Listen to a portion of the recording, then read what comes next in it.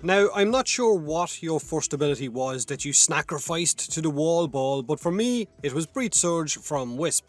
It's an incredible ability that will improve a lot of Warframes in-game. It's a flat-out crowd control that has a chance to cause a chain reaction with Surge Sparks, so it's a damaging CC. That was my first choice. Now, with Garuda, it has an incredible synergy. Garuda's Seeking Talons ability will cause guaranteed slash procs in an infinite scaling Surge Spark chain reaction that will wipe out large groups of enemies in seconds. So that's why Garuda is kind of the perfect choice for Breach Surge. So, to refresh your mind, Wisp's Breach Surge will blind enemies but also has a chance to send a spark from that blinded enemy when it takes damage to nearby enemies. Now, this spark will seek out enemies, so it's kind of auto-aiming, but it will also have a chance for the spark to deal radiation damage at the same time. Now, when the original blinded target takes damage, then it has a chance for a spark to jump and multiply the damage that it was dealing to the next enemy. But if you have a dot on that enemy, then the damage tends to continuously scale up.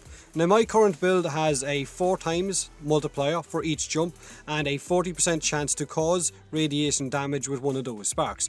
One of the best ways to spread these sparks from enemy to enemy is with dot status effects like bleed damage or toxin damage, which are constant ticking damage types. Garuda's Seeking Talons ability is one of those guaranteed slash damage causing abilities, which means you can just cast Breach Surge, then cast Seeking Talons and sit back as sparks continuously jump from enemy to enemy and eventually kill them.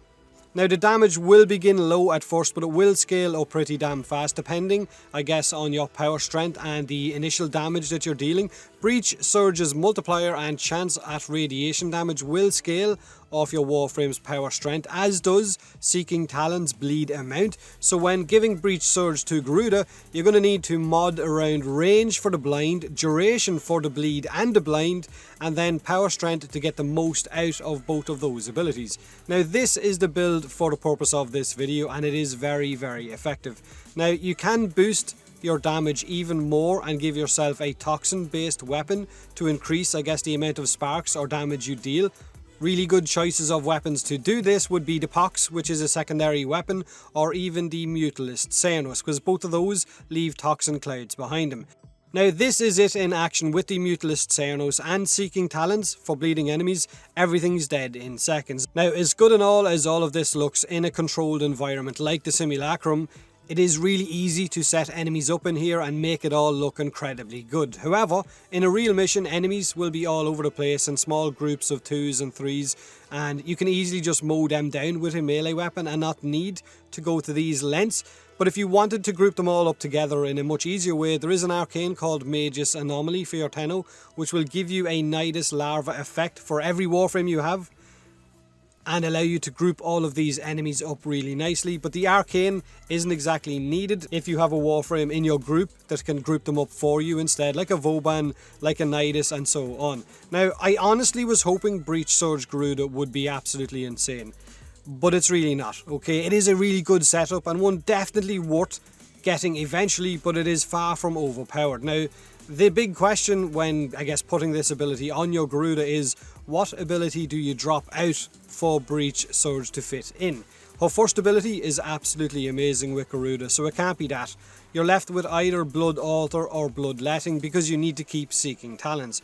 Now, at first I dropped out Bloodletting, which is the one where you sacrifice health and you gain energy in return, and I was using Hunter Adrenaline for energy regen. I even tried the Sephan Nakana with the Arcane for energy regen as well, but using these abilities in combination with one another, Seeking Talons and Breach Surge, it was still too energy hungry, so I had to reset her and then I dropped out Blood Altar instead, and it works much better. But because you don't have Blood Altar anymore, now you're going to need to find a way to heal yourself back up after casting Bloodletting. So you're going to need to use Healing Return or Magus Elevate or Life Strike, entirely up to you. So while it is very good having Breach Surge on Garuda, it feels like one of those very niche setups where you need to do a lot or meet a lot of criteria to get it to being in a very good state or to get it to work in an incredibly good way. So you are kind of tied to a specific setup, which I guess isn't really something you're going to want to do unless you love Garuda, and Garuda is the only Warframe you use. So again, that is Breach Surge on Garuda. What did you sacrifice first? What Warframe did you rip an ability from